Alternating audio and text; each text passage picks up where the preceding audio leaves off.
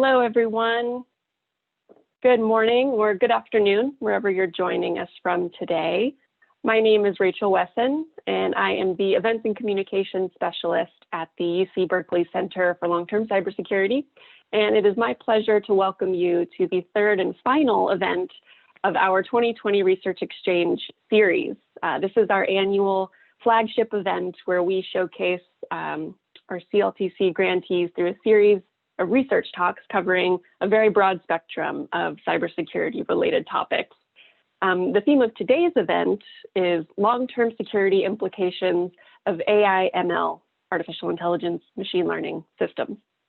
We have a packed agenda today of amazing speakers and research presentations. I'm going to post that in the chat right now so you can access that throughout the event. We have a very stacked 2-hour agenda today. It's going to feature a combination of 15-minute live presentations from our 2019 grantees, along with a handful of 5-minute lightning talks from our 2020 grantees who are going to preview some of their current work in progress. We're going to wrap up the agenda today with an industry panel on implementing trustworthy AI for the long term with Rachel Azafrani of Microsoft and Priyanka Saxena of Deloitte. So that's going to be a great conversation. You won't want to miss it. So stick around with us for the 2 hours. We know schedules are busy, so in case you aren't able to stick around for the full event, this is a reminder that this event is being recorded and can be made available following the event. Okay, with that, we can go ahead and kick things off. It's my pleasure to introduce Professor Steve Weber. Steve is the Faculty Director of the Center for Long-Term Cybersecurity, as well as the Associate Dean and Head of School of the UC Berkeley School of Information. He's going to kick us off this morning with some opening remarks. With that, Steve, over to you. Thanks, Rachel. And just really briefly, let me thank everybody once again for joining us in this virtual environment. I think I said last time, it's not quite as good in some respects as what we used to be able to do physically, and we'll be able to do physically again in the future. But I think we've made the best of it, and it's been in some ways really interesting to be able to interact with people in this environment and see talks from a slightly different angle. Today's subject area couldn't be more timely from my perspective. I do want to acknowledge that there's a huge amount of relevant work on this subject being done across the Berkeley campus, and of course, everywhere in the world right now. And we really only had the privilege and capability to fund and engage with a small swath of interesting people doing work in this area on the Berkeley campus, but it's a really important swath and an excellent one. And I'm really excited to hear the talks today, as I always am. Just one last thought on timing. I was sort of pondering this morning 2020 as the year in which issues, concerns, and actually the upside opportunities of the integration of artificial intelligence machine learning systems into daily human life maybe got postponed a little bit by this other thing that happened called the pandemic, which took away or at least diverted people's attention. But if I had to place a bet, I would say that 2021 now will probably be the year where issues like algorithmic decision-making, bias in all sorts of systems, and of course, all the upside things that algorithms and AI and ML systems can do for humans in very, very visible and intimate ways are going to become front and center, not just in the scientific and academic debate, but also in the public debate as well. So we like to try to think of ourselves as being a little bit, just a kind of tiny drop ahead of the emergence of those issues and looking slightly over the horizon, trying to understand better what makes for trust and trustworthy systems. And I have a feeling that a lot of this work is going to become very, very relevant in very, very tangible ways as we go through 2021. And we just in much more visible ways see these systems interact, as I said, in the most intimate ways with different aspects of our lives. So I'm super excited to hear the talks. I'm kind of sorry that this is the last of our 3 research exchange modules, but again, I want to thank everyone for joining us. And of course, the researchers who've done the work for giving us a chance to interact with you and provide sometimes little bits of funding that just help kind of add that marginal ability to do things you might not otherwise be able to do. So with that, Rachel, turn it back over to you, and looking forward to getting started. All right, thanks so much, Steve. Okay, so with that, I'm excited to introduce our first presenter of the day, Jeremy Gordon. Jeremy is a PhD student at the UC Berkeley School of Information, and today he'll share on behalf of his research team on their project, Covert Embodied Choice, Decision-Making, VR, and the Limits of Privacy under Biometric Surveillance. Jeremy, it is all yours. Great, thanks very much, Rachel. Just share my screen.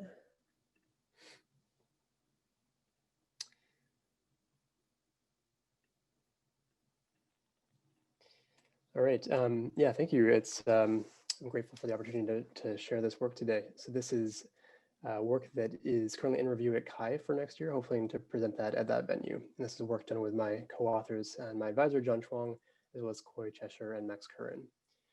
And so to motivate this work, I want to start with a question posed by CLTC's own Nick Merrill, who in his dissertation asks, what do people think a machine or an algorithm can know about the mind, even theoretically? And his dissertation offers a few different answers to this question. But one of them is this one. Consumer sensing devices are already able to grasp at the contents of our minds by sensing our bodies, tools, and built environment. And so this is an argument that originates from embodied and extended cognition. And the kinds of examples that are often offered are things like we count on our fingers, we simulate planned actions with our arms, we actively intervene in our environment in order to understand it. And so the thinking goes that sensing the brain directly is hard and invasive, might sensing the body enable inference of some aspects of internal states of mind. And what Nick argues, and I agree with, is that whether or not these beliefs are true or false, they matter a great deal. And one of the reasons they matter is that they drive the use of predictive surveillance and other technologies that seek to look inside the mind and might help us understand the design of such systems, as well as how individuals might respond to it.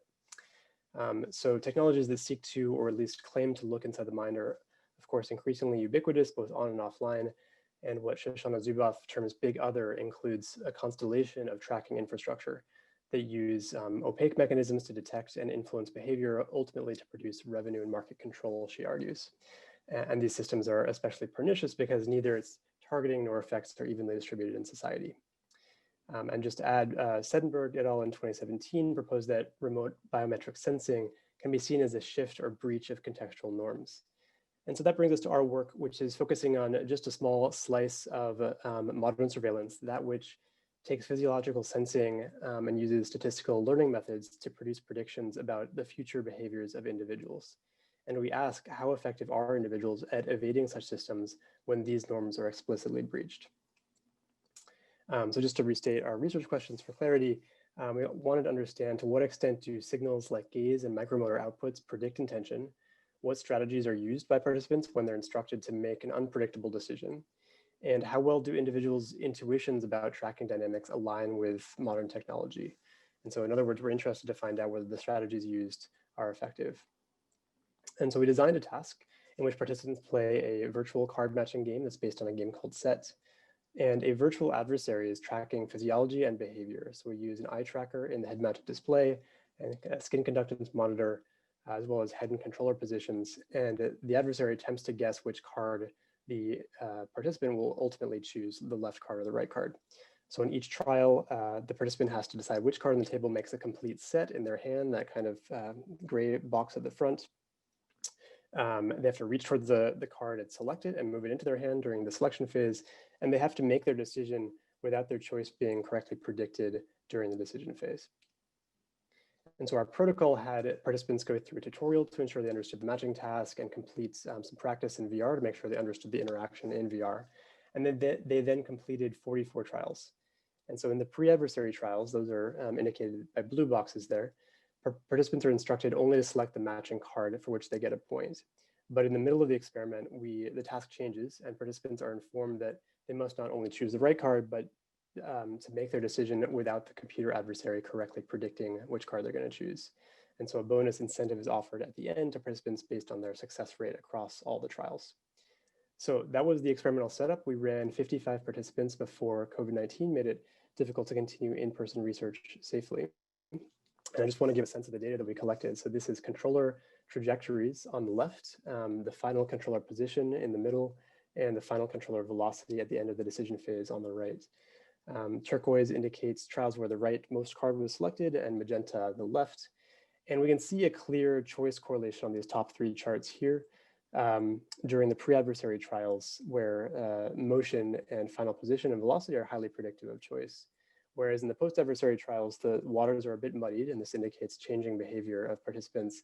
But you can still see some choice correlation or segregation of results based on final position and velocity. We can learn a lot more about how participants took on this task by looking at gaze metrics temporally across trials and across time within each trial. So the top row is showing total fixation duration and sequential trials moving from top to bottom for 4 selected participants. So this is trials moving down. And then the bottom plots are showing a time series within each trial of which object in the scene was fixated. So green is the chosen card, blue is the alternative card, and gray is for other objects in the scene. So these charts show a couple of typical patterns that give a sense of the range of strategies employed. So this first participant, for example, shows someone who is consistently fixating for longer on their chosen card prior to the task becoming adversarial, but then appears to reverse that pattern. I'm sorry, I didn't mention, I think that the red dashed line is when the adversarial trials start. So post-adversarial, we see a shift of the pattern where the alternate card is being fixated more frequently, perhaps as an obfuscation technique. The second participant has a similar pattern pre-adversary, but post-adversary reduces overall fixation duration, perhaps is looking less at either of the cards in order to obfuscate again. And this one remains post-adversary highly predictive of choice because there's still longer durations for the chosen card. You can see the green is farther to the right on this chart.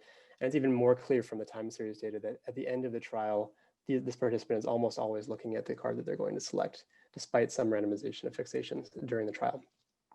And then finally, I'll just mention this last participant whose pattern of fixation pre-adversary was interestingly looking pretty random, but the behavior of this participant changes to prefer fixations on the non-chosen card post-adversary, which of course becomes a predictable signal once that strategy is detected. So we then wanted to ask how well might a machine learning classifier perform on this prediction problem? So that is, given this set of physiological and behavioral data that we collected during the decision phase, to what extent can a statistical model, in this case we're working with a couple of different types of decision trees, predict whether a subject will ultimately choose the left card or the right card? And so from our 1,200 adversarial trials, we split subjects into training and test groups such that the predictors were evaluated on trials completed by completely novel participants, so no train test leakage. And we experimented with 2 approaches to the prediction problem. So on the left, we show kind of the naive approach, the participant agnostic model, in which we see how well a single classifier fed data from all training participants performs on test trials. And so this model has to essentially find universal correlates of choice with no knowledge of individual participants or their prior behavior. And then in the second approach, we perform a 2-step classification where we allow the model to infer individual strategies from a few trials before making predictions on the rest. And we felt this paradigm was interesting and consistent with many real-world situations where longitudinal data is available. So we can think of online shopping or physical retail as examples. And this is a summary of prediction accuracy results for the simpler participant agnostic predictor. We show forward addition of features and improving accuracy as you add more features. So we start with gaze and then we add fixation features, head motion, and then arm motion features. And the main takeaway from these charts is that even the naive universal predictor performs well on prediction. So unsurprisingly, pre-adversary trials before participants are trying to avoid prediction are highly predictable. So they reach 90% accuracy. And post-adversary, when participants are incentivized to avoid prediction, the model still is able to do pretty well at 73% accuracy. And as expected, the slightly more complex 2-step behavioral typology predictor performs better, and it is able to perform at 80% accuracy post-adversary. And to address one of our main research questions, which is how well participants are able to evade prediction based on their understanding of tracking dynamics, we look at the change in prediction accuracy from pre to post-adversary. So that's what this chart is showing here. Every point is a participant in the test set, and points plotted below the diagonal in green are those whose predictability decreased post-adversary, whereas a minority of participants in red had their predictability increase post-adversary. And then this histogram on the right is showing what % of trials could be correctly predicted using the approach, and we can see that the largest cluster are on the upper end of this distribution, showing that most participants were correctly predicted in 75 to 95% of trials up here. And though it wasn't the primary focus of our study, we did post-task interviews to support the overall, which did support the overall narrative seen in the quantitative findings. And so what we learned is that thinking about strategies varied quite a bit, and participants struggled to react to the adversary given no explicit information about how it was making predictions. So for example, one participant said, at first I thought, oh, it makes sense to try not to do what you would normally do. Like if you're going to pick this, then look at the other one for longer. And after a while, I was like, oh, that's also predictable, so maybe switch it up. For some participants, the cognitive load imposed by the combination of the card matching task and the time limit were challenging to balance with the needs to evade prediction. So if one participant said, I guess I just didn't really know what it was going to be looking at, so I didn't know what to change. So just to quickly summarize our findings, the data that we collected were highly predictive of choice pre-adversary, but still predictive when the participants were attempting to evade prediction. A significant minority of test subjects became more predictable when aware of the adversary. There were significant differences in strategies that were employed, with prediction accuracy over 70% for the most effective strategy groups and over 90% for the less effective strategy groups. And though it's not necessarily inconsistent with these prediction accuracy findings, we found it interesting that 60% of respondents believed they were able to influence the extent to which their selections were guessable by adjusting their behavior. And so finally, I just want to speculate a bit and try to connect this work to policy. There are many proposals that exist about how to help address the sort of potential threats and real threats of remote sensing in public and private spaces. And our findings here indicate that initiatives like surveillance warning symbols from Alphabet, as an example, and DIY hardware filters may sort of punt the responsibility for privacy to individuals. And I think this work might suggest that these aren't really solutions, as not all individuals have a nuanced understanding about the dynamics and the capabilities of the algorithms operating on their data, nor should they have to. So I'll end with that, and thank you to my co-authors and to CLTC for supporting this work. Great, thank you so much, Jeremy. And it looks like just in time, we've had a couple of questions come in from the audience, and we have a few minutes left, so we can go ahead and get to some of these. Great. So looking at this first question, are you planning to increase the complexity or number of choices to see what happens to prediction results? We don't have any extensions to this work planned yet. I think that would be very interesting. And of course, the binary decision case is definitely the easiest we could imagine. We wanted the task to be simple, to just kind of prove the principle. And really we were interested in how people responded and their prior beliefs about this kind of surveillance. But I think that it would be one of the things we would love to do is make the task a little bit more naturalistic, to move it away from a binary choice setting, and also to make the other aspects of the context more naturalistic as well. So to give more of a kind of motivation behind the adversary, I think is one of the other things that keeps some of our results from being easily extrapolated into more naturalistic real world settings. Great, thank you. And for the second question, thanks for a great presentation, Jeremy. The potential for obfuscation is super interesting here. I'm curious if you think these findings suggest that meaningful user obfuscation isn't possible in these situations, or that users need to learn better obfuscation techniques?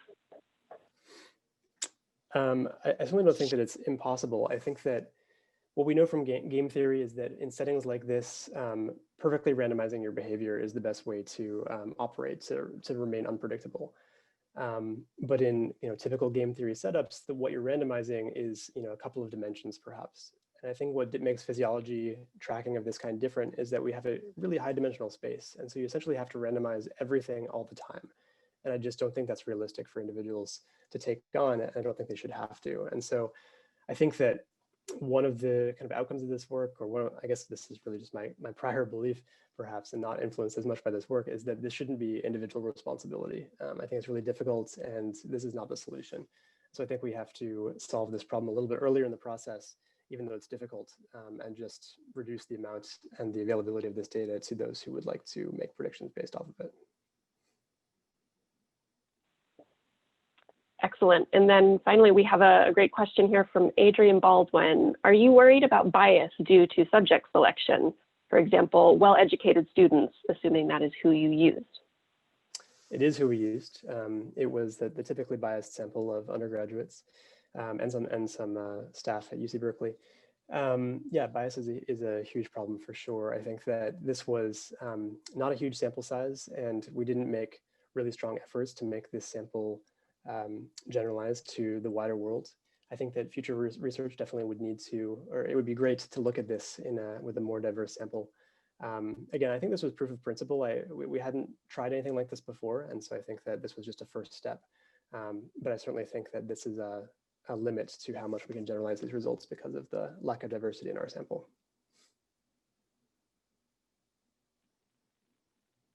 Okay, thank you so much, Jeremy. We need to move forward, but great presentation, and thank you to the audience for some really great questions as well. Thanks, everyone. So now, thanks, Jeremy. All right, folks, now we're going to move into our first lightning talk of the day. This one comes to us from Benjamin Erichson. Ben is a postdoctoral researcher in the statistics department at UC Berkeley, as well as a principal investigator at the UC Berkeley International Computer Science Institute, also known as ICSI. And in this brief lightning talk, Ben is going to share his work on novel metrics for robust machine learning.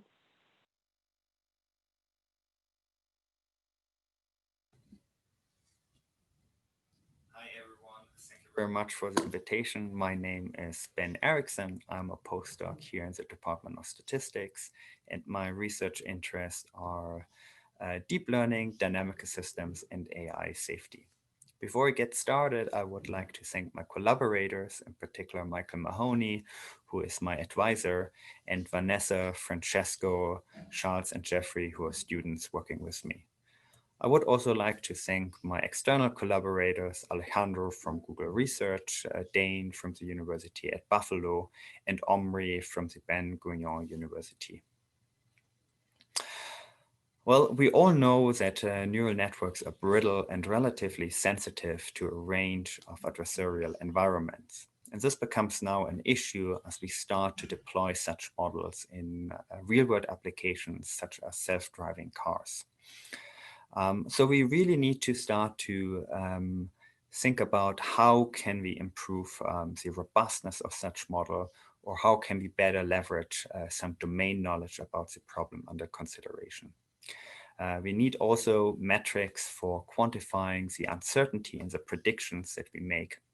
And we need new strategies to better deal with domain-shifted data during inference time. To tackle some of these challenges, we try to leverage ideas from dynamic systems. And to do so, we try to break apart a deep neural network into simpler building blocks that we can then study using tools from control theory and dynamic system theory. And in turn, these insights that we generate can then be used to design more robust models. We can also take advantage of the idea of neural differential equations that are easier to study and where we have a lot of knowledge from the theory of differential equations that we can leverage. And then we can also use higher order integration schemes that lead to different computational graphs and that might have nicer stability properties.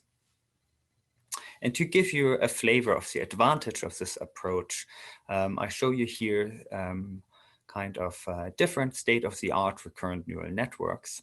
And I plot the test accuracy as a function of the amount of noise that we add to the test inputs. And you can see that the test accuracy quickly drops as we increase the amount of input perturbations. In contrast, the current neural network that we propose, which is stable by design and highlighted in red here, is more resilient to input perturbations. Another idea is to use the concept of noise response analysis to measure the robustness of a neural network. Particularly here, we were interested in using noise response analysis for detecting whether a model was trained with a backdoor or without a backdoor. And you can see that backdoor models have kind of somewhat strange behavior. By that I mean that they are very sensitive to even very small input perturbations as compared to a clean model. And kind of these insights allows us to compute what we call a titration curve. And we can use kind of a titration curve as a type of fingerprinting for deep neural networks. And that is important to validate the quality of a neural network before it gets deployed in a real-world application. I think it's really important that we start to rethink how we train, how we design deep neural networks in order to improve the interpretability of such models and in order to improve the robustness. And there are many different approaches how we can tackle this problem. But kind of the dynamic systems point of view is a particularly interesting one that has recently generated a range of interesting results. And here's a short list of some recent work which was supported by CLTC this year. Thank you very much. And if you have any questions, feel free to drop me an email.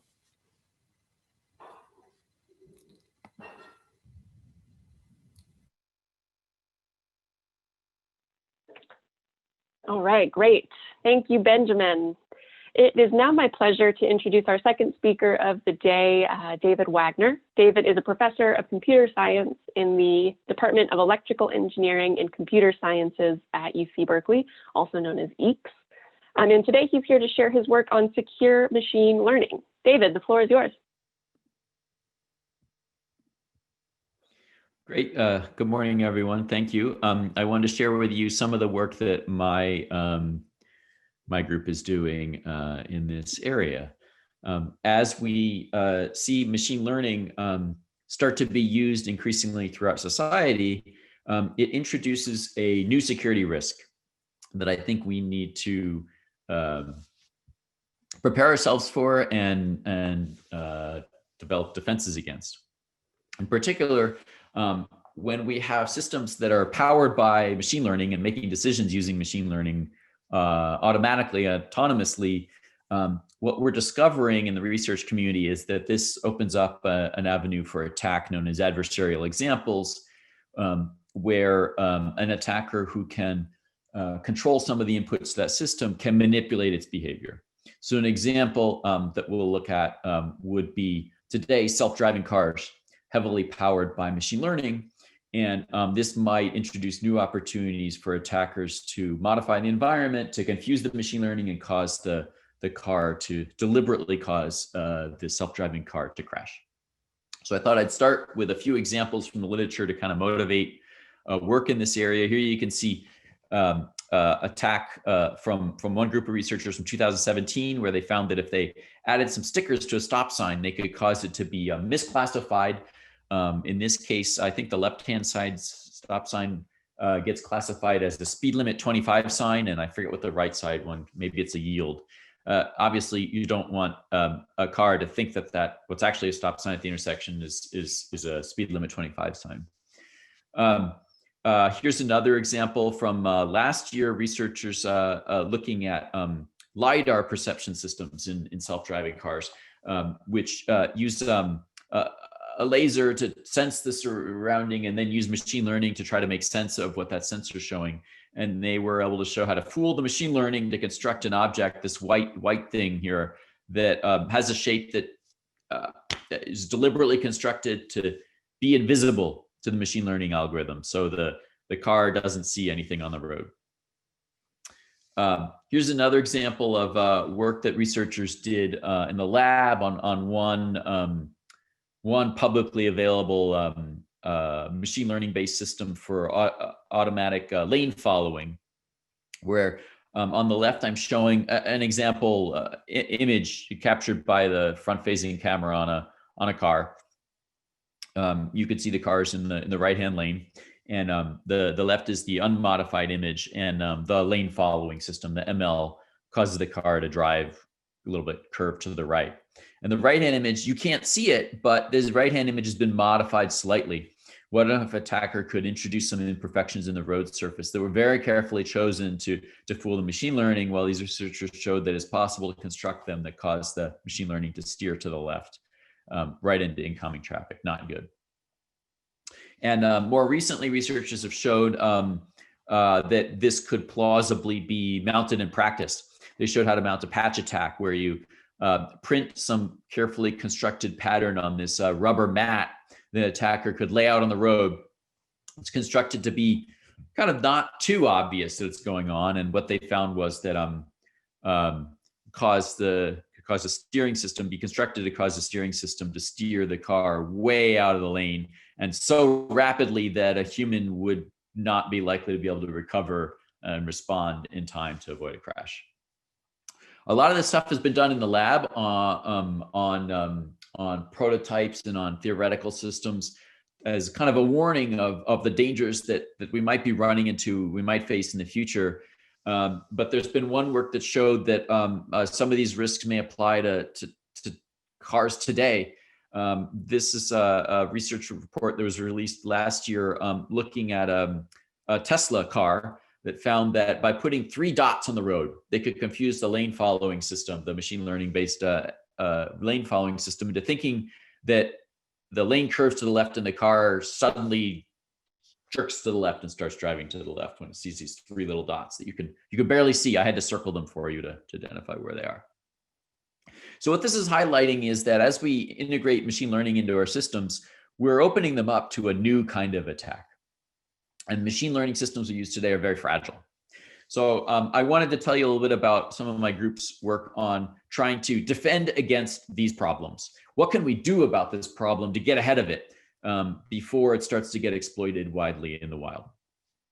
And so I thought I'd just tell you about a couple of different projects that we're looking at different angles to try to how to look to make machine learning more robust against manipulation and these kinds of attacks. Right now, there's 3 state-of-the-art approaches that researchers have come up with over the past 5 years. Adversarial training, where it's kind of like an immune system. It's kind of like vaccinating the machine learning system by exposing it in advance to some example attacks. There's generative models where the defense works by machine learning learns how to produce example images. Here's an image of a stop sign, learns how to produce an image of a speed limit 25 sign, and we try to check, is it possible, if I think it's a stop sign, can I generate an image, can I generate a stop sign image that looks like the one I've got in front of me? And randomized smoothing says, let's add some noise. And counterintuitively, normally think of noise as giving you worse results, but adding noise to the images seems to make the machine learning classifiers less fragile, less susceptible to these kind of attacks. So we're looking at projects to improve all of those and to find some new approaches. So I thought I'd just kind of give you some highlights, some of them. We're looking at improving defenses based on generative models. Here you can see us, we've been applying this to recognizing traffic signs. And the way you use a generative model is that we use machine learning to figure out common patterns of speed limit signs, of stop signs. And so, for instance, we have a model that can generate many different example images of a stop sign. We have another one that can generate many different images of a different speed limit signs, of a yield sign. And then if the car sees an image of a sign, doesn't know what kind of sign it is, wants to figure out what kind of sign that is, to classify that, what we do is we use our model for each type of sign to try to construct an image of that type that's as similar to the one we're given as possible. So we try to make a speed limit 30 sign that's as similar to the one shown at the top, and that's the closest we could get with our model. That's quite close. You can see it reconstructs a speed sign 30 sign that looks very similar to what we're actually seeing in the wild. And we also try to generate one for speed limit 50 that looks as similar as possible.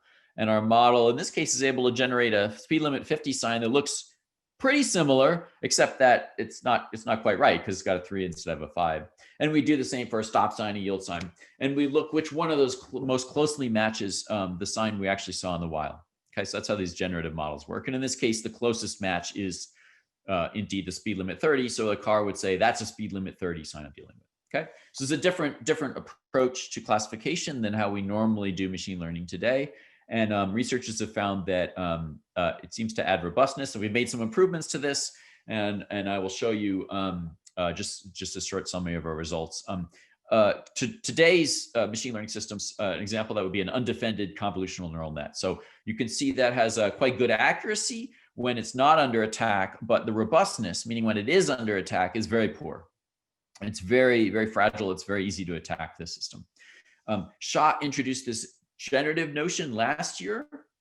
And what they found was that it gives significantly better security. But when the system's not under attack, the performance really degrades.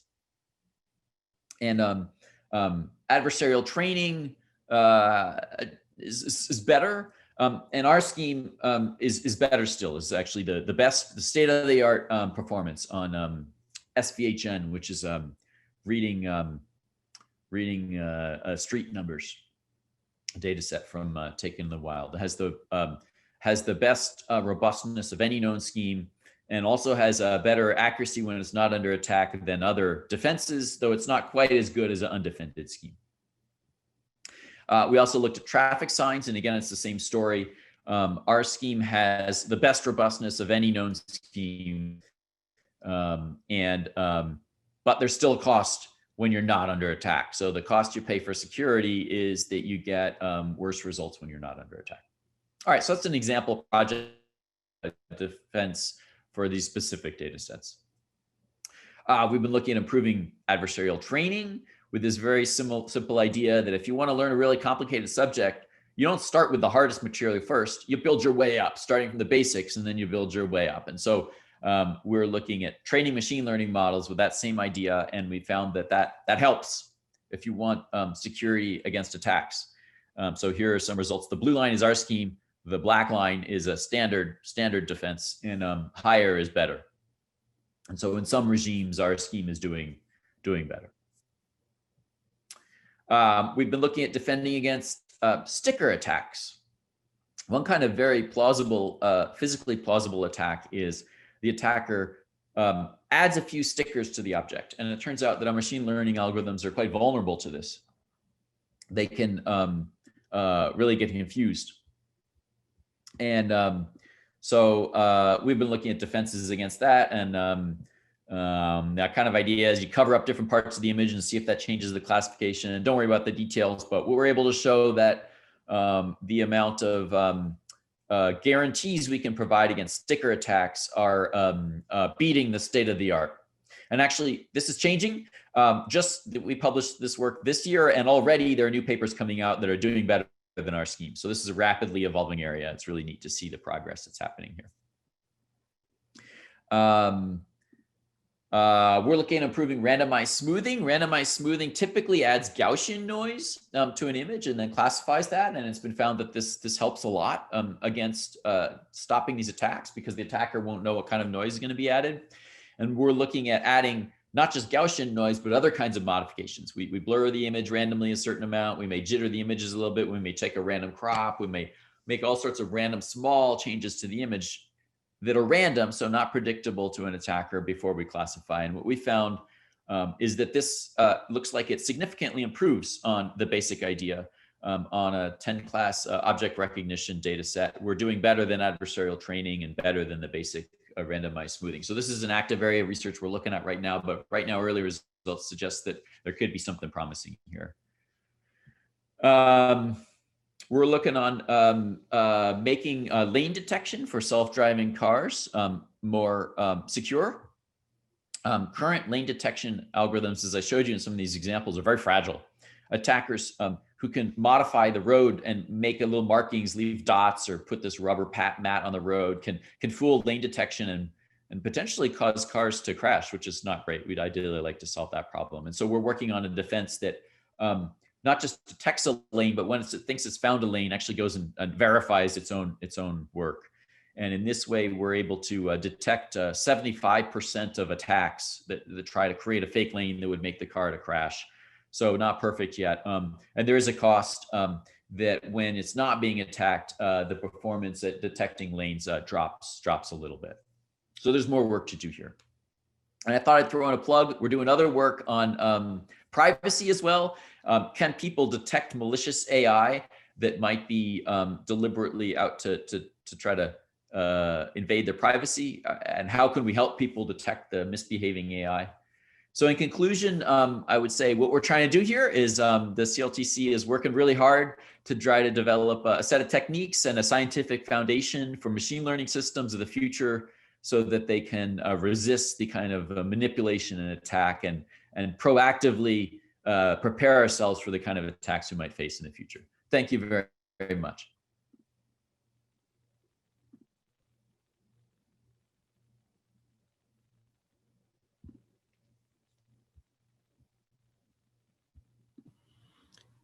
I think you're muted, Rachel.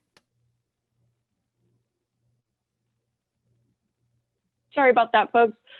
Okay, thank you, David. That was a great talk. With a couple minutes left, I want to quickly turn to the Q&A where I've seen quite a few questions posted here. I don't know that we'll have time to get to all of them, but I see that one has an upvote here from Thomas Gilbert. At some point, wouldn't it be easier to partner with municipalities to standardize how we can update road signage and pavement to make them robust to image detection, rather than just turning up the computational heat on the model classification? David, can you answer that for us? I think that makes a lot of sense. I think that's a great point, and I think these probably go hand in hand. You need systems you can work today with today's signs and pavement markings. The other challenge I would say is that right now we don't know any way to create signs that we could robustly detect with machine learning. All the machine learning models we have are fragile. It's not just road signs. It's everything we want to do with machine learning. So it's not clear how we would modify road signs to make it easy to detect. Maybe that could be a great direction to look at, though. Yeah. And there are some things that we can't standardize. For instance, we'd really like our cars to be able to detect pedestrians, and we'd like to do that reliably. And so in some cases, we just got to deal with the world as it is. And so we're looking for general techniques that will be useful for machine learning and kind of across the board.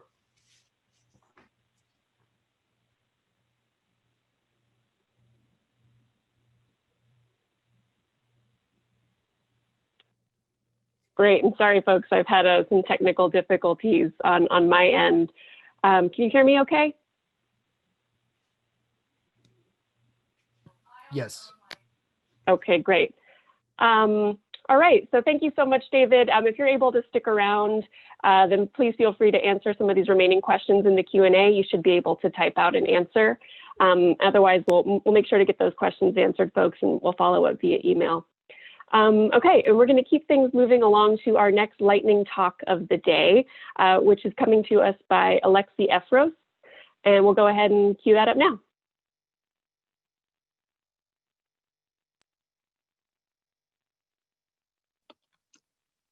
Hello, welcome to my lightning research talk. I'm going to talk about detecting images generated by neural networks.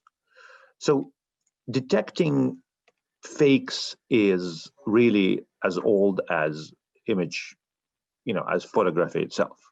People would manipulate images from the very beginning. So here's a famous photo of Lincoln that was actually a photo of Calhoun with Lincoln's head on it. Joseph Stalin, of course, was a big fan of when he would jail his comrades, he would just crop them out of his photographs. And so what has changed is really that the fakes are getting much easier to make with these advance of neural networks, things like these kind of face swapping and generating new images and things like this. They're just very, very much easier to do. And so people wanted to try to detect these neural network generated fakes, and there has been some prior work, wasn't working too well. So here is kind of a representative example. They're actually using our work from my lab, CycleGAN. So they're translating from an image of Monet to an image that looks like it was done by Van Gogh. And then, you post something on Flickr, on Twitter. Oh, incredible! Monet's masterpiece was actually painted by Van Gogh 10 years earlier. Look at this. And so what they wanted to do is to say, oh, actually, no, this is real and this is fake. But the problem is that this only worked for this particular method, for this particular type of GAN. It didn't work for any other method. And so what we wanted to do is we want to see if we can get some detector to be universal, to work on all different types of deep network software. Okay, so one way to do this is you just train a classifier on all of these things, and then maybe you wait a couple of years and then you test it and see if it still works on new ones that will happen in a couple of years. Now, we didn't want to wait, so what we did is we trained on just a single one, and then we wanted to see if it would work on all the other ones. Okay. And so, of course, this is very difficult because there are lots of differences in architecture, the data sets, the objectives. But hopefully there is some commonalities that will enable us to do this. That's what we thought. And indeed, when we look at like the Fourier representations of the average images, we see that there is actually quite a big difference between the synthetic and the real Fourier spectrum.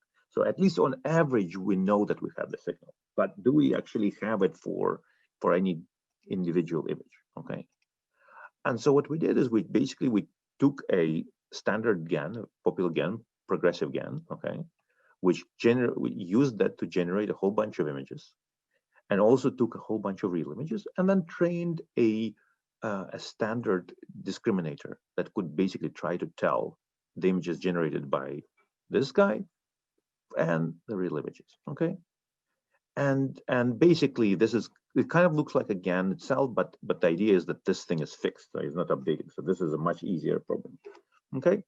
And then we just tried it on all the different approaches and see how it does. And of course, on the GAN that it was trained, on the neural network that it was trained, it was perfect. It got us 100% performance. So that's great, okay?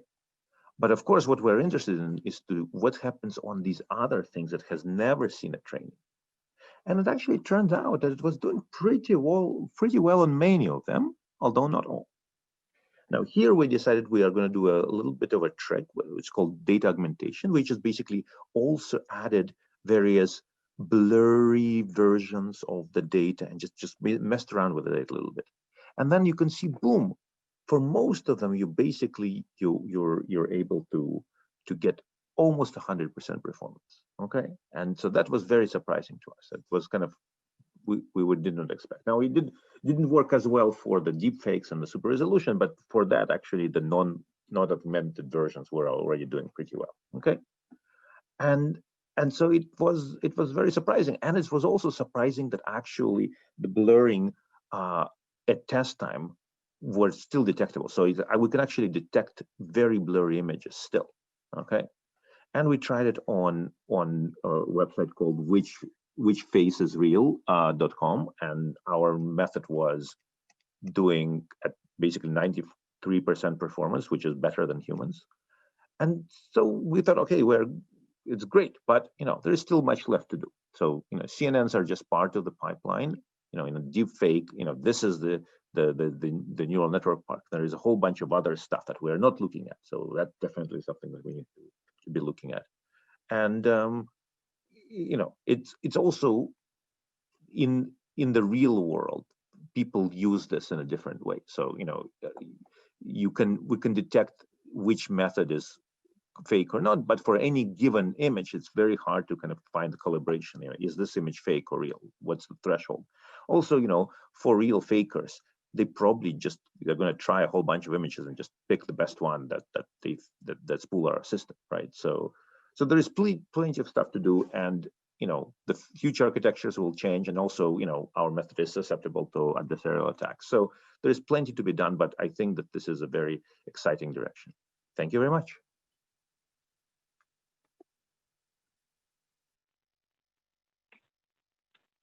All right. Thank you very much, Alexei. And I think we're back here after some technical difficulties. But we're going to keep moving on in our agenda here. And next up, I'm pleased to welcome our next speaker, Ruoxi Jia. Ruoxi recently completed her PhD in electrical engineering and computer sciences at UC Berkeley, working with Professor Don Song. And she's now an assistant professor at Virginia Tech. And today she'll be sharing her research on a principled and practical approach for data valuation. Ruoxi, over to you. Thank you, Rachel, for the introduction. Thanks for having me here. Today we'll talk about some of our recent efforts towards answering the question, what is my data worth? So we all know that data is new oil. It has driven great progress in current economy, and it has powered many applications such as targeted advertisements, speech recognition, and smart healthcare through machine learning. And all these applications have led to great, tremendous profit. And in many cases, the data come from people, but the problem is that those people who contribute data are not getting sufficient benefits from their data. Some economists, activists, and politicians start to argue that people should be get paid for their data, but the million-dollar question is by how much? Data is very hard to be priced. It is very different from the commodities that we have seen every day. It is different from this physical objects, and it has this non-rivalry property, meaning that if one person is holding a apple, the other person cannot be holding the same apple at the same time. Well, whereas for data, the same piece of data can be copied, transferred, and utilized by multiple entities at the same time. And the value of data will aggregate if you use it for multiple times. So because data is very different from what we have seen in nowadays in daily lives, so we cannot really copy the concepts and methods to in analog world to value data in digital world. There are some prior work in data valuation. So some most popular one, like you can evaluate aggregate data set using the amount of queries that you performed on the data. And some recent work has also tried to differentiate the price between different queries in order to get some good properties. And people have also considered how to design auctions to price data, and even train a machine learning model to predict the price of data based on some attributes of the data set. But the limitation of all this work is that it cannot really address a common scenario where the data in a data set comes from different individuals. And the question there is that how can we price each individual's data in an equitable and reasonable way? So to talk about our data valuation technique, I want to first talk about some general properties that we want for a good data valuation technique. So we have been collaborating with a real-world data marketplace where people can upload their videos and images. And this data marketplace want to enable their customer to buy machine learning models trained on the data available on this platform. For instance, there is one person saying that I want to train a cat versus dog classifier using the data on this platform, and I'm willing to pay $100. And at the end, he or she will get a machine learning model trained over 1.5 billion images on this platform. And the question we want to answer is that how should we distribute this $100 back to different data contributors? So one naive way is to just uniformly distribute this $100 to all the data contributors, but it doesn't work always. So if you take a close look at this animal here, it isn't a cat. So many data points on this platform are actually mislabeled. Clearly, those mislabeled data should have lower value. So how can we actually ensure an equitable way to value data? And second challenge is that there are so many images. Practical machine learning models involve millions of data contributors. So we really need to have a way to value data that can scale to this million million images or million data contributors. And in addition, we need to really respect some unique properties of data as commodity. As I mentioned earlier, data often comes from different sources, and the value of one data source really depends on the existence of other data sources. For instance, if we have similar data without your data, my data might be valuable, but if you also, we join the same machine learning task, then our data's value might diminish. So there is some combinatorial analysis that we need to perform in order to figure out the value of data given the existence of other data sources. And secondly, the value of data is changing. This is the performance of a machine learning model on the same standard benchmark data set in computer vision. And you can see that we get better machine learning performance every year. And that means our data is getting more and more valuable as time progresses. So here, the takeaway is that the value of data is really outcome dependent. It depends on how the data is used and what is the performance of machine learning model trained on this data. And thirdly, data can be used for multiple times. The same piece of data can be used to serve multiple tasks. And the more you use the data, the more more value you can get out of the data. So we need to think about this cumulative value, or we think about the data value. Okay, so our framework is the first one that try to formalize these different properties and try to have a unified way to address all these different properties in a single framework. And to accommodate the first property, combinatorial property, we model machine learning as a cooperative game in order to model the combinatorial interplay between different data sources. So cooperative game has two components. One is players, the other is utility function. In the machine learning context, the players will be different data contributors or our training data. And in machine learning, these data points will be fed into a learning algorithm to produce a model, and then the model will be evaluated against some validation set, and we can get some performance measure for the model. And the utility function in the machine learning context will be a function that can map any subset of data points to the performance of the model trained on that subset of data. And to accommodate for this outcome dependence property, we reduce the data valuation problem to a profit allocation problem. So we look at what is profit of the machine learning trained on all the data sources, and then we try to allocate the profit to different data sources.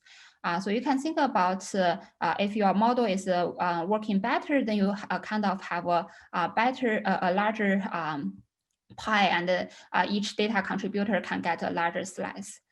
And then we look at the other two properties, cumulativeness and equitability, and ask ourselves, what is the profit allocation scheme that satisfies these two properties?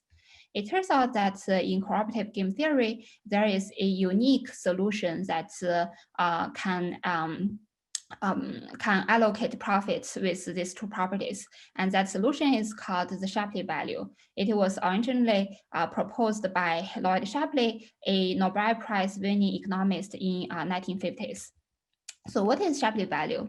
I'm gonna define it in the machine learning context. Imagine you have n data points, and the Shapley value will assign a real value score to each data point in the training set, so that the scores will be added up to the total utility of the data set. And the Shapley value is defined here. So n is number of data points, d is our data set, and s is a subset in our training data set. And the U is utility function in the machine learning. You can think of it as some performance measure like accuracy and so on and so forth. And if you take a look at the terms in the brackets, it measures the marginal contribution of the data points that we want to value to some subset S.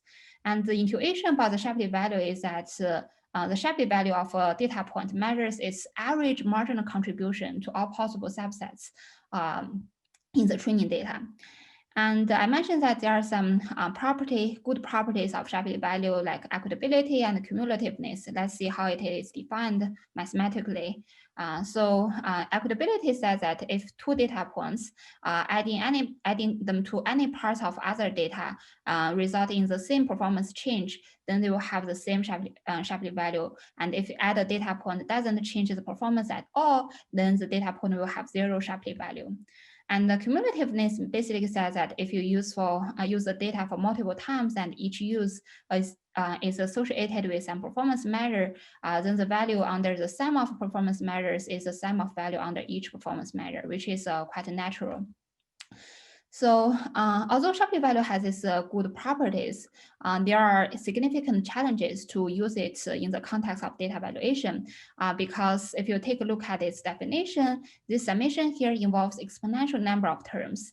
And even worse, in the machine learning context, evaluating this utility for once is already very expensive because that needs us to retrain our model on this subset of data. So existing work try to handle the computational challenge by treating the Shapley value as a expectation of marginal utility of a data point to some random subset. And we design the probability distribution for the random subset so that we can match the constant in the definition. And then we can just use the sample average to approximate this expectation.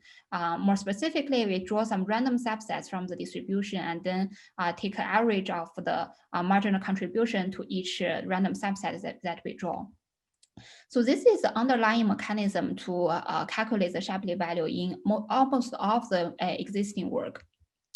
And the prior work shows that if you want to achieve a bounded approximation error, we need to evaluate the utility function for n log n times. And that's actually a big improvement over calculating the Shapley value exactly, which requires exponential complexity. But still, in the context of machine learning, we cannot afford to retrain our models for this number of times.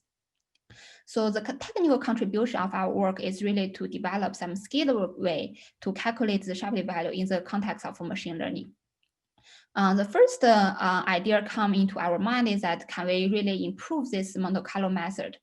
Can we use fewer utility evaluations while achieving the same bounded error? And we wrote a paper to show that to show a positive answer to this question. And we show that we can actually reduce the number of utility evaluations by a large amount while achieving the same approximation error, especially when the number of data points or players is large. Our improvement is tremendous. And the key insight is that we leverage some information sharing between different random samples to enable a more efficient algorithm. This algorithm is really useful because it can be applied to some general profit or cost sharing problems. But if it's think back about data valuation, we still need to retrain models for multiple times, and it is not gonna be scalable to some large models and large data sets. So then we write a second paper and try some different ideas to improve the Shapley value calculation. Specifically, we try to leverage some characteristics of utility functions specific to machine learning models. So we focus on the k-nearest neighbor, which is a very commonly used machine learning model, and develop a efficient way, a scalable way to calculate the Shapley value exactly. And I'm gonna show some results to compare the performance of our algorithm with some existing work. So there are two almost concurrent works for data valuation in 2019, and the maximum size of data sets that they value in their paper is 60,000 data points. While in our paper, we show that we can value 10 million data points in 44 seconds on a single machine. And we also compare our methods with the existing baseline in terms of scalability. And we show that our methods is exponentially better than the existing baseline. For future work, we would like to explore some how we can value data efficiently for some general machine learning pipelines. And another interesting question is that Shapley value is a ex-post data pricing mechanism in the sense that you have to use the data in order to value data in a fair way. But in many cases, we would want a data price before using the data. We want to kind of carefully think about the trade-off between the benefits that we can get out of the data with potential privacy loss. So we will need some kind of anti-data pricing mechanism. And we also want to explore some potential applications of our data valuation mechanism. And that concludes my talk. And I would like to thank my collaborators and thank CLTC for the great support. And I'm happy to answer any questions that you might have. Wonderful. Thank you so much, Ruoxi. That was a wonderful presentation. I don't see any questions in the Q&A at the moment, and we are a little bit over time, so we're going to continue to move forward here. But folks, if you do have any questions for Ruoxi, please go ahead and put those in the Q&A. And if she's able to hang out a bit, she can type an answer or we'll connect you to over email. So to keep us moving here, I am pleased to introduce our next lightning talk of the day, actually our final lightning talk of the day. And this one comes to us from Inderpal Kaur, who is a fifth-year Master of Information and Data Science student at the UC Berkeley School of Information. Kaur is also a research assistant at the Deloitte Security Research Lab at the Center for Long-Term Cybersecurity. And today she's going to give us a very quick overview of the Machine Learning Failures Lab created by the Deloitte Lab in partnership with Nick Merrill, who's the director of the Deloitte Lab. So here she is to tell us a bit more about hands-on teaching tools for identifying and addressing machine learning bias.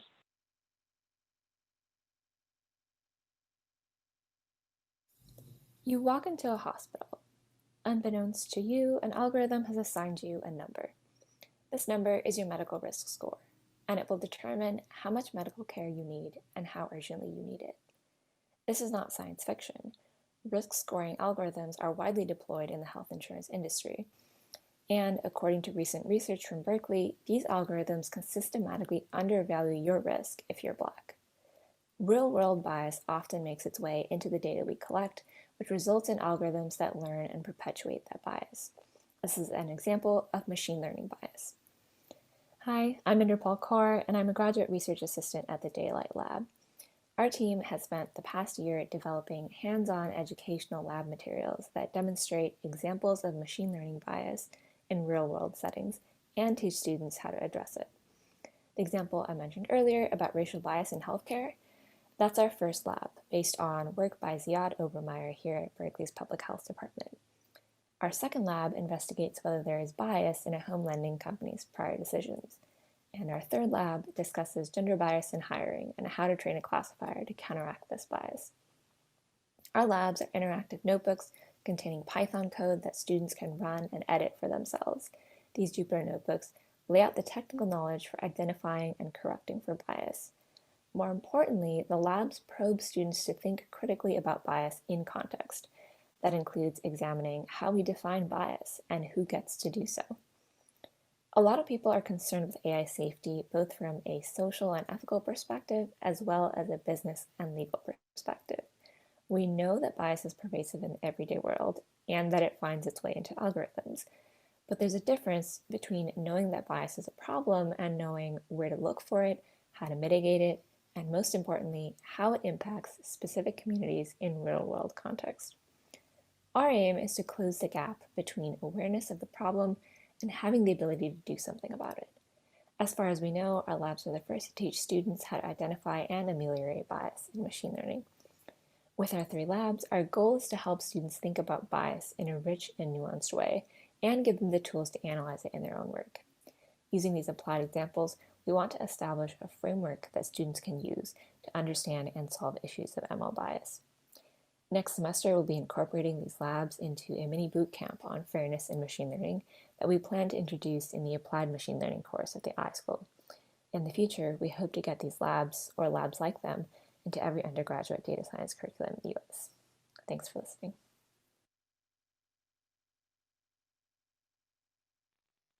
Wonderful. Okay, so before we segue into our industry panel to close us out, I'm excited to welcome our final presenter of the agenda, Nicholas Carlini. Nicholas is a former CLTC grantee who worked with Professor David Wagner, whom we heard from just a little while ago. He received his PhD in computer science from UC Berkeley back in 2018 and is now currently a research scientist at Google Brain, where he works at the intersection of machine learning and computer security. So we invited Nicholas back to touch upon some of the work he's doing at Google, how it might connect back to his CLTC research and the work that other folks are doing here at UC Berkeley. So with that, Nicholas, the floor is yours. Thank you very much. Let me share my screen.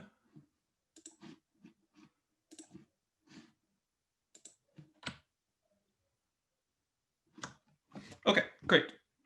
So yeah, I'm Nicholas. I got my PhD from Berkeley under Dave Wagner a couple years ago, and I'm now at Google. And I'm going to talk about some work that I've been doing with many others, looking at privacy-preserving machine learning. I should say this is work with a bunch of people, and you know, many of them deserve most of the credit. But I get to talk to you. So the general setup for this is something like this. We have some images and we want to train a machine learning model to make it classify them well. These are images from CFAR10, which is one of the standard machine learning benchmarks. And the idea is that we want to make sure that given direct access to this classifier, it's not possible to pull out individual images. For CFAR images, you know, maybe I don't care if it's possible to pull out this image of a horse, but if this was trained on medical images or people's text messages, you can see how it would be problematic if it would be possible to fairly easily pull out individual images of specific people. And so the general setup for this is how can we train classifiers with this property? And there are techniques that are provably correct, like differential privacy, but they're slower and less accurate. And so the question that researchers have started to study recently is something called privacy through instance encoding. And the way it works is instead of taking your standard images and feeding them into the classifier, what we're going to do is we're going to turn them into encoded images. And these encoded images are going to look essentially like noise to all of us, but are going to have the property that you can still train the classifier on them and it will still be accurate on the original images. And it's kind of magic that you can do this, but you can't. Like, you can train classifiers on these noisy images, and it turns out that as a result, the classifiers still receive almost exactly the same original accuracy. The question is, are they private? So you can make the argument that because the data set is private, then any learning algorithm trained on top of it is also private. So these images here, like, to us, we can't inspect them and see anything interesting that reveals actually the training data that actually is these images here. And so the hope is that because this data set has been made private, it doesn't matter what algorithm you train on top of it. We're learning on top of a private data set, and therefore we are going to be learning something with privacy. So the question is, how private is this actually? And this is what I enjoy doing, is analyzing these kinds of systems to see how strong they are, and is most of what I did when I was a grad student at Berkeley. And I used to do it on, like, almost exclusively at generating adversarial examples, and now I've started trying to attack other systems too. And this is the most recent one that we've been doing that I think is a lot of fun. So in this talk, I'm going to focus specifically on a proposal called InstaHide.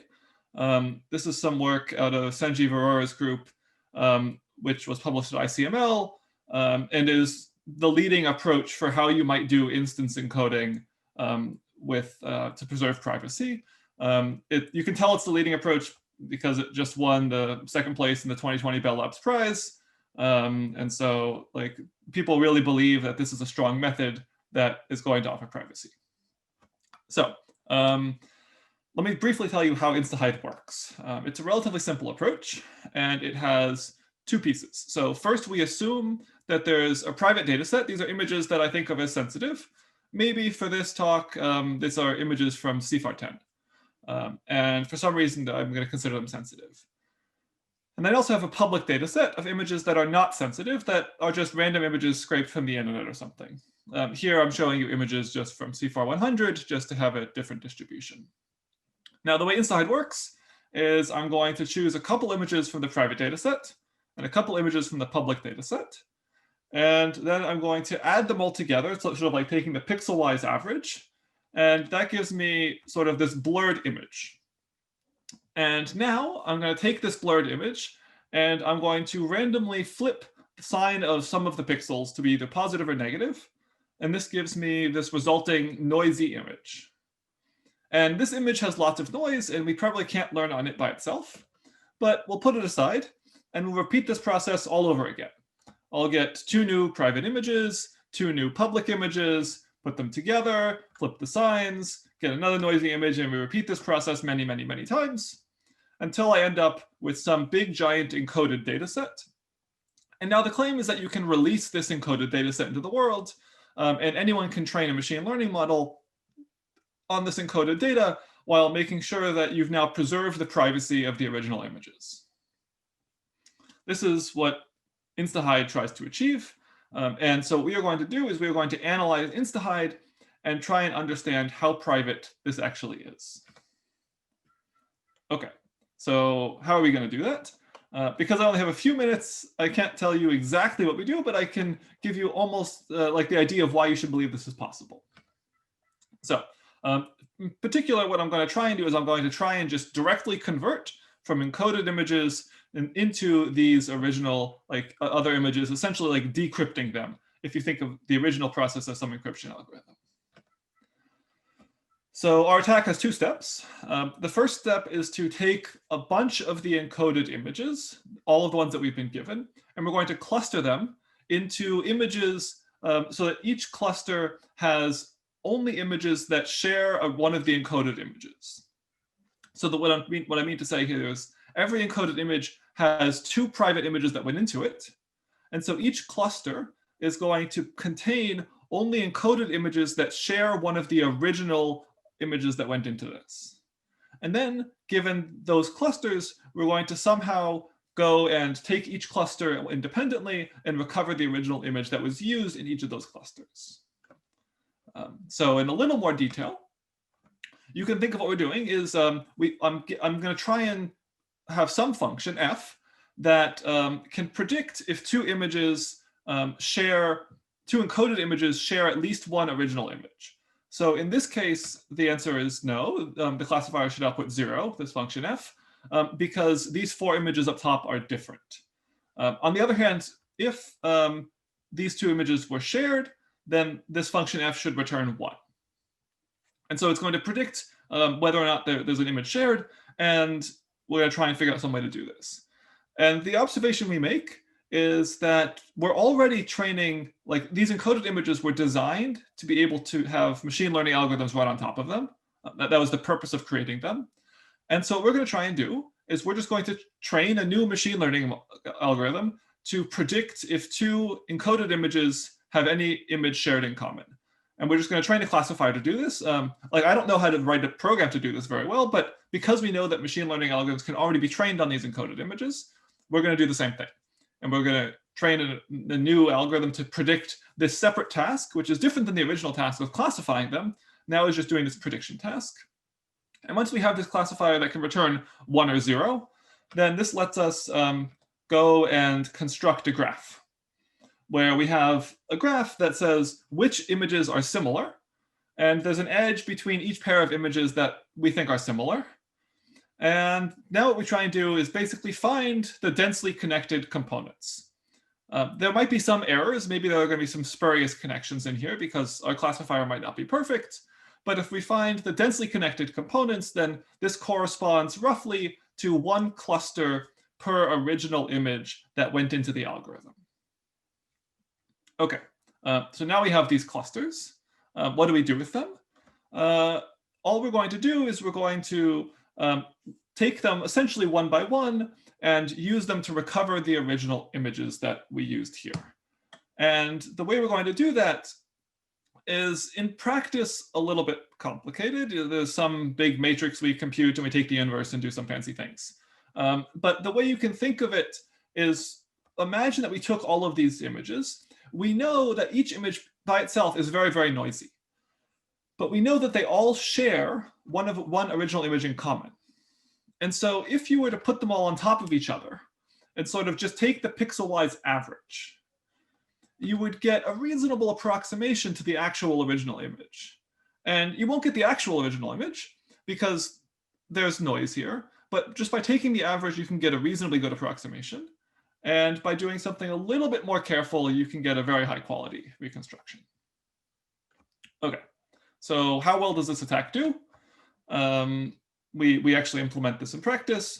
And in order to attack something, we attack the InstaHide challenge, which is a challenge that the authors released.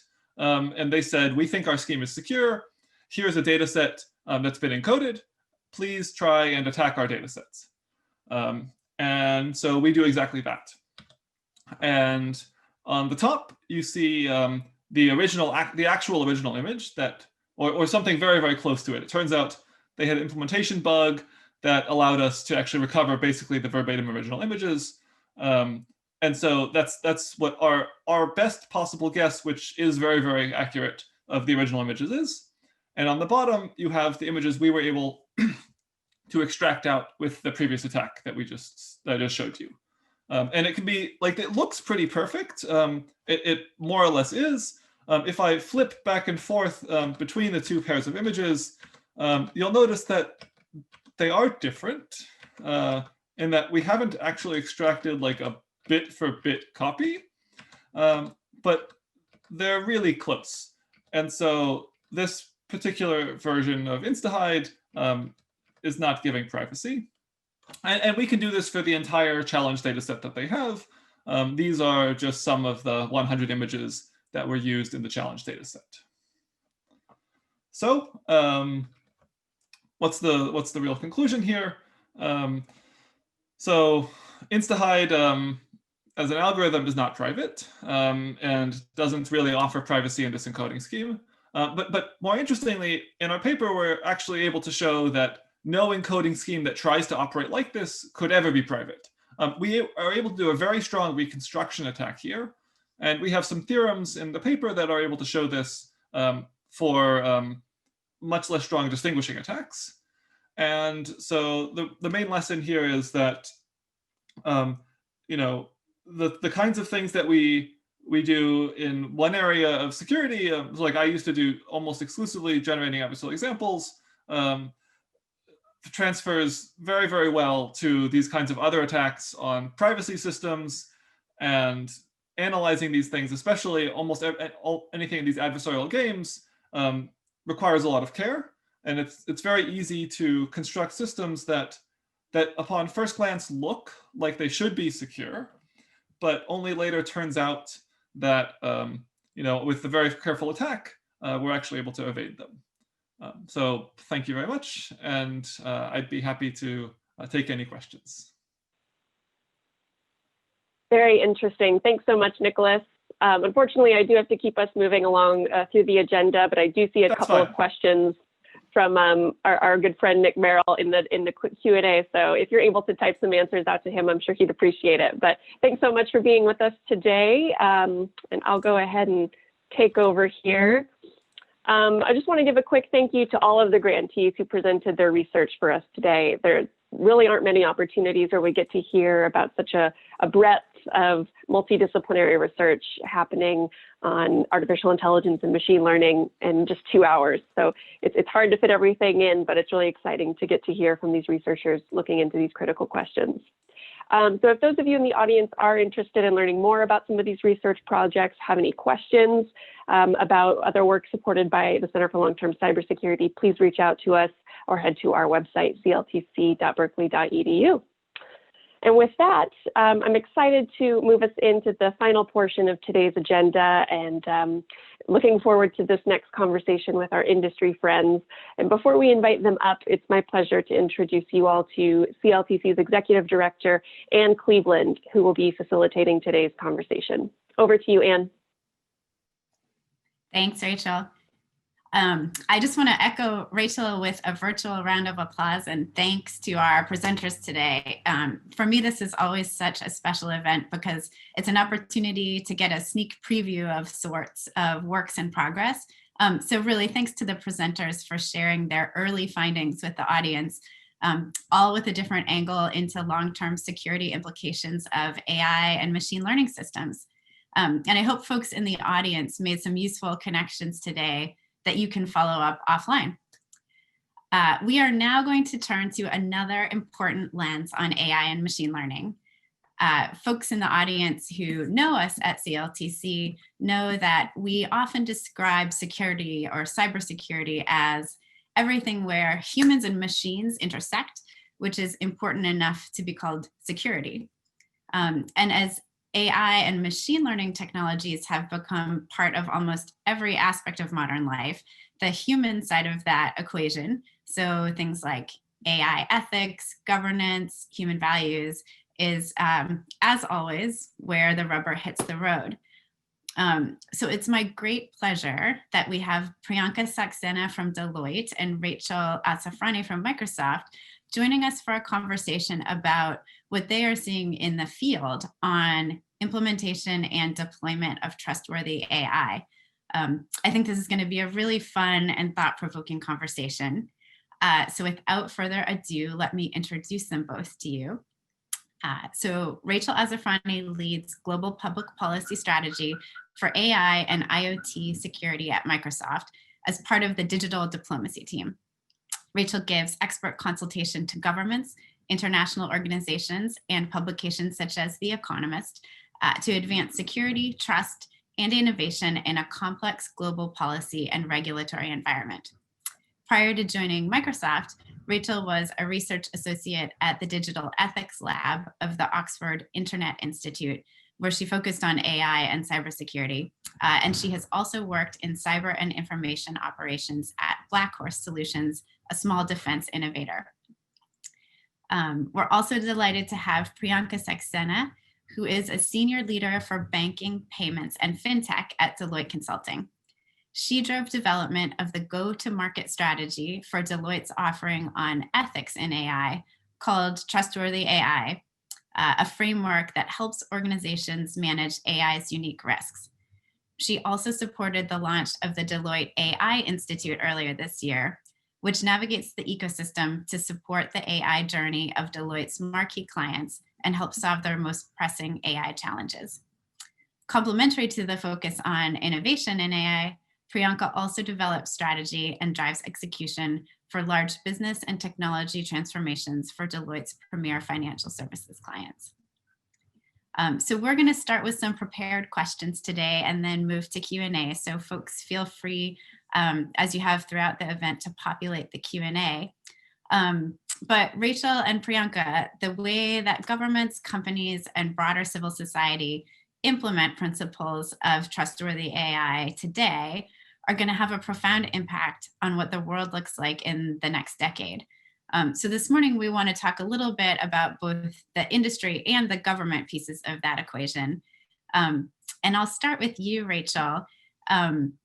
You work on digital diplomacy, and you spend a lot of time thinking about international coordination for AI governance and impacts. So where do you see us being able to make the most progress in these forums right now? Thank you for the question, and thank you for the opportunity to share some thoughts here today from the perspective of a tech provider from industry. And I have to say that AI security research is going to be an absolutely pivotal component of implementing trustworthy AI, and I think will become increasingly visible to the public as well. So it's really, really exciting to see research in this area from an academic perspective as well. So I want to talk a little bit about, where there is a lot of regulatory activity, where policymakers are most interested right now. And I do want to call out the European Union as really being a primary driver and leader of the global regulatory space and really making first moves in showing the world what areas of AI perhaps need some special policy and regulatory attention. And as we've seen over the last couple of years, many countries have adopted AI national strategies. They've adopted AI principles. For example, the OECD has come to conclusions on AI principles. There have been a number of other organizations that have created sets of principles for responsible and ethical and trustworthy AI. Many of them, share a lot of these values, but then the question is, how do we actually begin to operationalize these principles in legislation? So the EU is actually going to be, looking at a regulatory framework as soon as 2021 for AI, and they're really focusing on what they call high-risk applications of artificial intelligence. These are ones that really focus on safety, high issues of safety and security for people. I would say that is definitely a major target of regulators, and net new challenges of artificial intelligence, really trying to understand where new and special regulation might be necessary. We actually even saw this as early as in the GDPR, where the EU was looking at how automated decision making might need special protections and rules. So we will continue to see this from a regional point of view, with the EU really being a leader here.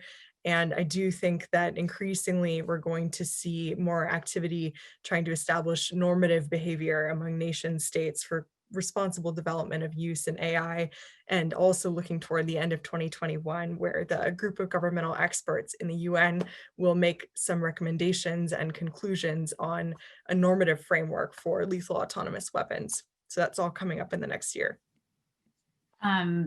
That's really interesting. And let me just build on that and ask you a quick follow-up question.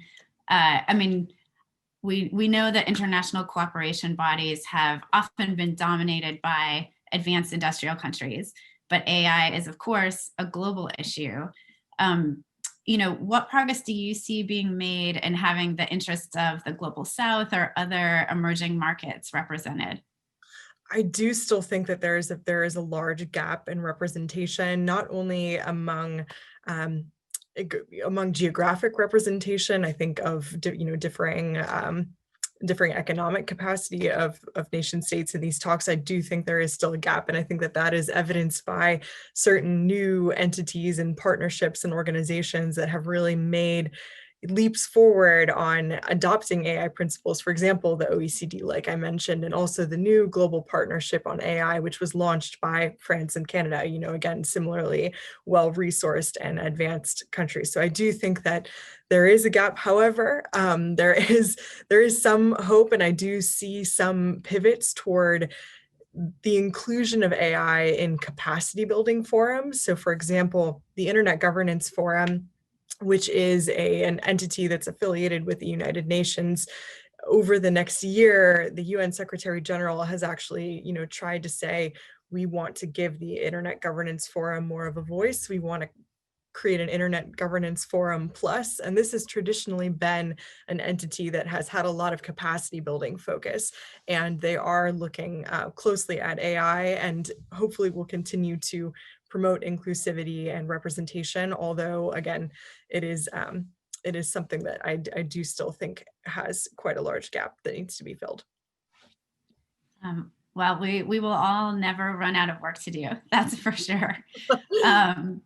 Well, let me actually ask you, Priyanka, a similar question, but kind of looking at it through an industry lens. You work with global financial services firms, and every responsible major firm is thinking about AI ethics and how to put guardrails around some of these technologies. But in your view, what makes deployment for financial firms special? And how different is it really in different markets, if at all? Thanks, Anna, and thanks for inviting me on the panel. What I'm seeing in the market is, and you're right, AI is becoming extremely mainstream, but that also means that the challenges, ethical challenges that come with AI deployments is also coming front and center. And what I'm seeing is that a lot of the large financial services firms, and honestly, even other industries, they realize that this is something that needs to be taken care of. It is something that is front and center in their minds. So the the problem of ethics in AI is very prevalent and is very understood. But what is being challenged at this point is, how do we go about putting those guardrails? And what is a structure that would work for a company to actually implement guardrails around the ethical implementation of AI? And what I'm seeing in the market is EU, as Rachel mentioned, was definitely ahead of the curve compared to the other countries. I think they had some guidelines come out in 2019, mid 2019, and in the US, a lot of the regulation is been done by the private sector itself. So I'm seeing a lot of the companies define their own structures, define their own regulatory frameworks for ethical implementation of AI. And again, there isn't that much in the market to draw upon. So what they're looking for is support and need for defining how do we actually implement something like this. And that's where a lot of the consulting companies like Deloitte, I mean, in the introduction, you mentioned the trustworthy AI framework. A lot of the companies that consulting companies are really helping some of our larger clients define their own regulatory frameworks and work through that to self-regulate at this point. Really interesting. I want to follow up on that, and you can kind of pass on this question if it's not relevant, but a lot of the firms that you work with are obviously multinational. Are you seeing differences play out in different geographies or different regions? Yes, and again, the more advanced nations, if you're looking at North America, if you're looking at Australia even, they are taking it a little more, I would say, seriously, in the sense that there is a lot more AI advancement happening, and there's a lot more regulatory potential in the future also happening. So I'm seeing a lot of that there. In China, what we're seeing is that the government and the private sector are kind of working together to build something out, which is very unique and very interesting. So it plays out differently in different regions, and a lot of it is dependent on how that country really works. So if it's the US, it's private sector led. If it's China, it's a collaboration between the government and the private sector, which is very unique and interesting. It's some of the EU, the government takes a more of a front and center role in it. So it's playing out differently in different regions. But definitely there is advancement everywhere, and this is becoming more and more real every day. Yeah, you're picking up on a theme that was in one of CLTC's 2025 cybersecurity scenarios about kind of the different regimes across, US, China, EU, although they weren't called that in the scenarios, and it's really interesting to see it kind of starting to come true. But let me pick up on something that you said, Priyanka, about the potential of regulation forthcoming and bring us back home to the US.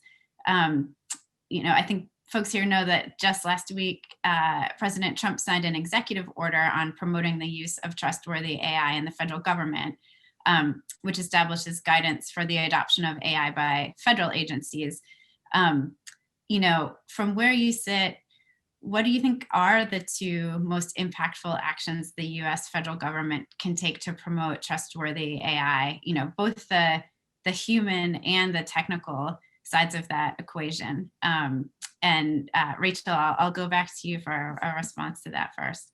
Sure. So I think the executive order is very telling, I think, and also, well, not the executive order, it was an executive order, but I mean, focus on federal agencies is very telling. I think the US kind of often takes that approach. We actually just saw that same thing happen in IoT security, where the US will kind of test regulation or test policies among federal agencies to try and secure an emerging or uncertain technology. And then, we may see legislation come out and touch the general public. So I think this is going to be a very interesting regulatory season for AI over the next several years, and we'll see how federal agencies take this. But to talk about recommendations or a wish list for what this new administration could do on both the human and technical side to really advance trustworthy AI for the public. On the human side, I think this is something where we see it in cybersecurity, we see it in other emerging technologies, but for me, it's really going back to basics, and we need computer science education at a more fundamental level across our K through 12 education. And this is something where we will, and to inject ethics into that as well, those two things don't need to be separate. We will need a workforce that will have to be educated and will be competitive to really make use of trustworthy AI on a national and global scale. And we are already facing a deficit of tech skills, and again, in a multitude of different sectors and industries and areas, including, cybersecurity is a very fundamental one, and we'll just continue to see those issues replicated if we do not address from a very, fundamental level, the skills and human resources. So on a technical side, to promote trustworthy AI, I really think that this is a moment for international leadership, perhaps driven by the US, perhaps driven by like-minded partners, but really the international community needs to come together on a strategic plan to understand how we can make sure that technology is developed with a mutually acceptable, socially acceptable, and viable and legal values-based system. So really, to that effect, I don't think that we can forget about international standards organizations. The US can't just leave those, because that is where a lot of the fundamental important work translating trustworthy AI values is going to meet the technical rubber hits the road in actually implementing and operationalizing those. So we have skills, and then we can't forget about US participation in fundamental building blocks that will help to implement these principles through standards organizations. Yeah, it really is the devil in the details piece of it. Great. Well, turning to you, Priyanka, what would you add to that? What are, two things that the feds could do to promote trustworthy AI, and what's your wish list for the next administration? That's a really interesting question. Just adding to what Rachel's already shared, I think as the administration starts looking at building regulation, there are a couple of items I'd like to highlight. One is you have to look at it from a comprehensive perspective. That is, ethics in AI, trustworthiness, building trustworthiness in AI is not just about fairness, that is lack of bias, or transparency, that is you get to see what's going on, but it's also about other components like reliability. Your AI, the way it's functioning when you're testing it in-house, should also continue functioning that way when it starts dealing with the real world and not go rogue. And then there should be responsibility as well. That's a big one, because what if you have an AI failure?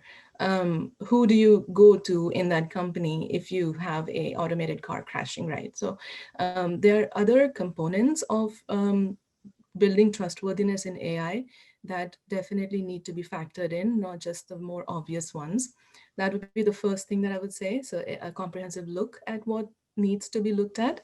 And then the second one is AI going mainstream is happening as we speak. Regulation is getting built, looking at what the AI would be like in the future as well, because it's not just regulating what it is right now, but all of the other typical use cases and new use cases that it might be applied to in the future. So the regulation needs to be specific enough to be followed directly, but also flexible enough to be adjusted as we get more and more AI cases out there in the market, and we listen and hear about new things happening and new security breaches, new other sort of incidents that happen. So from that perspective, I think it would really help if the regulation is built in a very inclusive manner, taking into account the voices of different stakeholders in this entire ecosystem, not just the people building the AI, but the researchers, the consultants, the consumers, the end consumers, all of them. and also keeping this feedback loop open over the next couple of years as regulation shapes up, because only if we're able to provide feedback and the regulation is still absorbing that feedback and adjusting what is eventually shaping up, will it be something that is practical for companies to use and fast enough and not hinder the innovation. Because anytime you talk about regulation, there's always this fear of, okay, you're adding more guardrails, you're adding more constraints. Is it going to hinder the innovation? So it needs to move along with the innovation on the same cycle and be open to adjusting as we grow forth. Yeah, it's really interesting, this concept that I think you're pointing to a little bit of almost just-in-time regulation, which is a very different kind of culture towards regulation than than we typically have. Yeah, really, really interesting. Or call it like a self-learning regulation. Yeah. Well, and I think something else you pointed to is really close to our hearts at CLTC, is this idea of who gets to participate in the building of AI, the deployment of AI, determining what is or isn't bias. Also something I think really important in what you just said. Well, I have a completely selfish question to ask both of you next. CLTC really, one of the great things about these events is the opportunity to connect the academic community with practitioners in the field and kind of be a two-way translation bridge on what both sides are seeing. And so we always ask our guests, as practitioners in the field, what do you wish that academic research should look at next that maybe industry or government isn't able to look at, or academics are kind of in a better position to look at, that would help make progress on these issues?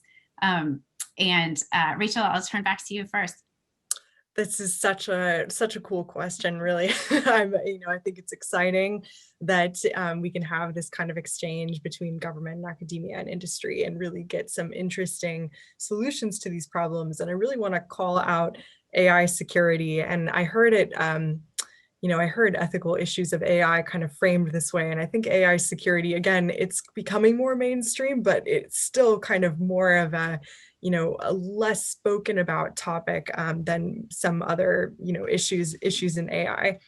And so many ethical issues of AI are unmitigated impacts of security vulnerabilities, of an entirely new class of security vulnerabilities. And so really, I think the focus on adversarial machine learning, I think development of interesting technical solutions in this area, and I can give an example where I think an organization like CLTC and the academic community would be really poised to take a look at this. These are really going to translate into helping be part of a broader solution to many other higher order ethical impacts and problems of artificial intelligence. So I think that security is incredibly foundational as a focus for the near term. And, for example, I really think that something that we're concerned about from, a technology and AI provider perspective is we can create AI all we want. We saw some, interesting release of new tools, GPT-3, what have you, that can be misused, technology that has incredible capabilities, but may be wielded by the public due to its wide availability and, again, proliferation of amazing resources and research. So how do we tackle this sort of adversarial misuse or malign use of AI issue through interesting technical solutions?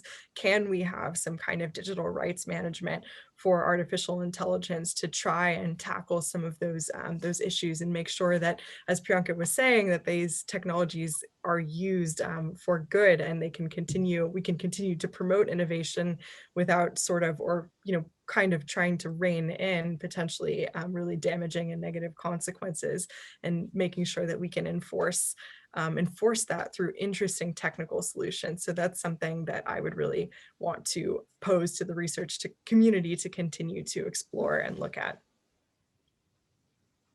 Thanks for that. David Wagner, if you're still on, your lab has its work cut out for it. Thanks for that, Rachel. And Priyanka, turning to you, yeah, what do you see that the academic community can help with that is on your mind? I think I'll turn it a little broader. I think the forums like where we are sitting right now, it's crucial to maintain the integration of research along with the real world, where the rubber hits the road, like you were saying, Anne, earlier. What I would say is that researchers are such an important part of the overall AI ecosystem, because that is the next, when we're talking about what's happening right now, research is talking about what's going to happen next. And we're building the future as we do our research. So it's very important to stay tightly connected and tightly knit together, because a lot of the business use cases, the industry can look at and say that, you know, the next application of AI might be this. But how do you really make it happen is up to the research community to go and figure out, and also work closely with the industry to stay in lockstep. And that's the only way we can accelerate our innovation in AI, not just on the security side, but even in the applications of AI. So it would be very, very crucial for the research community to stay tightly knit with the industry, with consultants, with people who are building the AI network, so that we can all work, move faster and together. Yeah, here to that. I think both to the, you know, the idea of trying to look just a little bit over the horizon, as we say sometimes, and kind of focus on the future, as well as that idea of, you know, close public-private collaboration on these issues. Well, I know that our Rachel Wesson is going to start tapping me to get off the stage in just a minute, but I want to give a chance. Well, first of all, just to thank you both so much for a really thought-provoking conversation and for bringing your perspective to our community. But yeah, anything that you would want to add as a last comment for the audience to take away before we wrap up? Priyanka, I'll start with you. I'll just reiterate the same thing I just said. Exchanges like these are crucial for the next level of what we are going to do in AI. And I think we need to keep the channels of communication open and work well together. Thanks for that. Rachel? I would definitely echo that sentiment that public-private partnerships are going to be really critical, and can definitely take a page from cybersecurity and port that over to AI. That will be really, really foundational. And again, also even really well-resourced organizations like Microsoft are still trying to figure out how do we actually develop AI securely. And I think that there are so many questions that need to be answered and will have to be by the research community. Well, thank you both so much. And thank you again to our presenters and our audience and everybody that was here today. I'm going to turn it back over to Rachel Wesson just to close us out. But in the meantime, everybody out there, stay safe and well, and keep doing the important work that everybody here is doing. Thanks so much. Thank you. Thank you very much, Anne. And thank you again, Rachel and Priyanka, for helping close us out today. Rachel and Priyanka have graciously shared their contact information with us, so that if you have a question or you want to follow up today or after today's talk, feel free to send them an email. And I've also included CLTC's contact information there. Feel free to give us a shout via email or follow us on Twitter. I also want to thank all of CLTC's partners who help support our mission to help individuals and organizations address tomorrow's information security challenges to, of course, amplify the upside of the digital revolution. Their support helps us get this important work out into the world, and so we greatly appreciate it. And finally, a huge thank you to everyone out in the audience for joining us today. We appreciate you spending a part of your day with us and learning more about the work we support at UC Berkeley. I am going to launch a very brief poll now. If you'd like to make sure that you're on the mailing list for future CLTC events or announcements and research, please make sure that you fill this out so that we can get you added to our contact list. And of course, we appreciate your overall feedback on today's event as we continue to improve. We welcome your feedback or suggestions on what you might like to see from CLTC in 2021. So please don't hesitate to reach out to us via email at cltc@berkeley.edu as well. We'd love to hear from you.